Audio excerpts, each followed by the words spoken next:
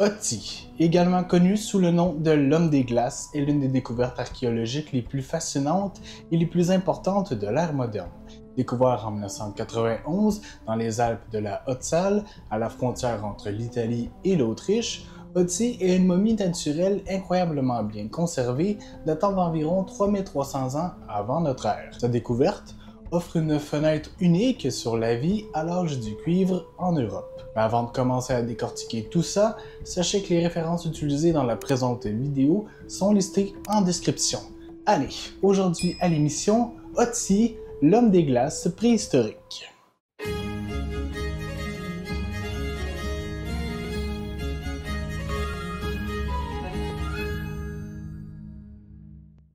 C'est donc le 19 septembre 1991 que Hultmann et Erika Simmons, un couple de randonneurs allemands, découvrent un corps humain émergeant de la glace et de la neige dans les montagnes de la Haute-Saale.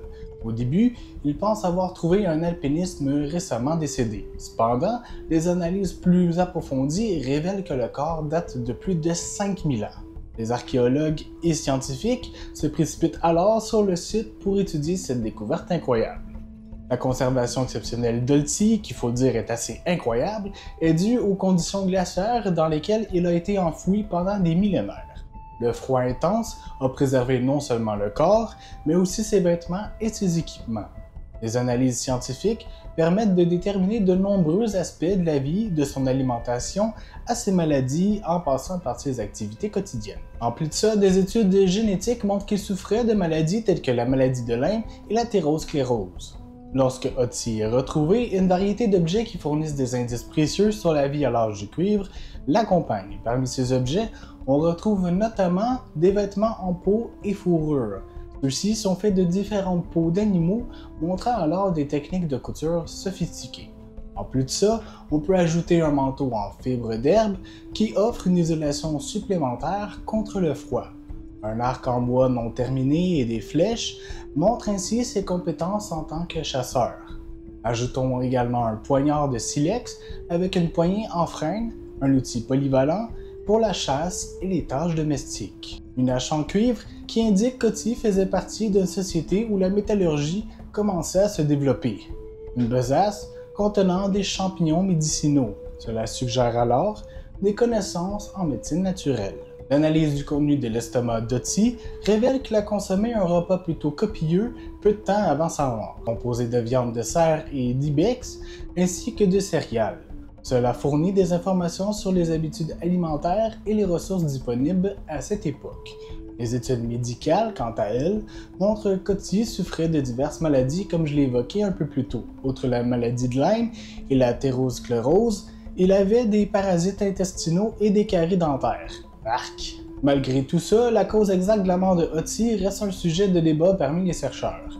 La flèche trouvée dans son épaule gauche est clairement une blessure mortelle, mais il est également possible qu'il ait été impliqué dans une confrontation violente avant sa mort. Les coupures sur ses mains suggèrent qu'il s'est défendu contre un assaillant. La raison de cette confrontation reste malheureusement inconnue, mais elle pourrait être liée à des conflits personnels ou à des rivalités de groupe. L'examen des objets trouvés avec l'homme préhistorique révèle une connaissance avancée des technologies pour l'époque. Par exemple, sa hache en cuivre est un objet exceptionnel. La lame, faite de cuivre pur, montre que les gens à l'âge du cuivre avaient déjà maîtrisé la métallurgie à un degré assez avancé. La hache est un outil de prestige qui suggère qu'Oti pouvait occuper une position importante dans sa société. Son arc et ses flèches, quant à eux, bien que non terminés, on se l'avouera, montrent une compétence sophistiquée de la chasse et de l'utilisation des matériaux disponibles. Le fait qu'il porte également des champignons médicinaux comme le polypore du bouleau, utilisé pour ses propriétés antibiotiques, indique qu'il possédait des connaissances en phytothérapie. Comme j'en ai parlé brièvement un petit peu avant ça, les vêtements d'Oti sont également remarquables pour leur complexité et leur adaptation aux conditions difficiles des Alpes. Il porte une cape en fibre végétale, une veste, une ceinture, des jambières, des mocassins faits de cuir et de fourrure.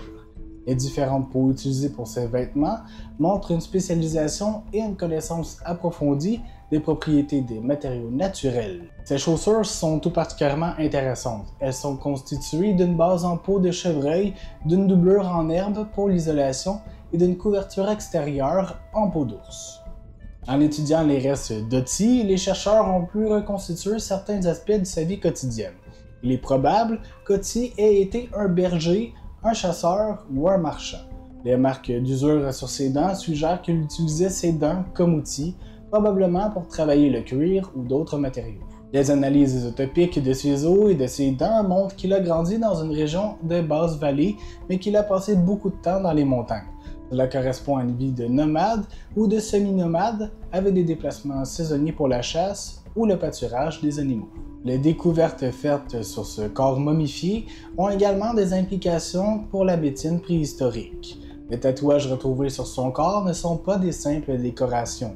Ils sont situés sur des points d'acupuncture suggérant une forme de traitement médicinal pour les douleurs chroniques, notamment l'arthrose, dont il souffrait. Les champignons médicinaux qu'il transportait renforcent l'idée qu'il possédait des connaissances en médecine naturelle.